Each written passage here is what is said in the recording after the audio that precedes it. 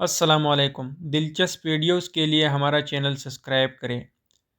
بادشاہ نے گدھوں کو قطار میں چلتے دیکھا تو کمہار سے پوچھا، تم انہیں کس طرح سیدھا رکھتے ہو؟ کمہار نے جواب دیا کہ جو بھی گدھا لائن توڑتا ہے میں اسے سزا دیتا ہوں، بس اسی خوف سے یہ سب سیدھا چلتے ہیں۔ بادشاہ نے کہا کہ کیا تم ملک میں امن قائم کر سکتے ہو؟ کمہار نے حامی بھر لی۔ بادشاہ نے اسے منصب عطا کر دیا۔ پہلے ہی دن کمہار کے سامنے ایک چوری کا مقدمہ لایا گیا۔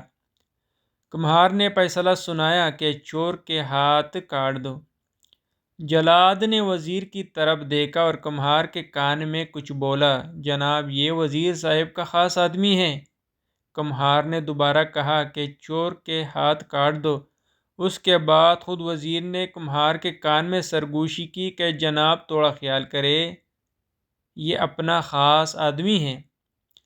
کمہار بولا، چور کے ہاتھ کاٹ دیا جائے اور چپارسی کی زبان کاٹ دی جائے، اور کہتے ہیں کمہار کے صرف ایک فیصلے کے بعد پورے ملک میں امن قائم ہو گیا۔ ہمارے ہاں بھی امن قائم ہو سکتا ہے، مگر اس کے لیے چوروں کے ہاتھ کاٹنے پڑیں گے اور کچھ لوگوں کی زبانیں کاٹنا پڑے گی۔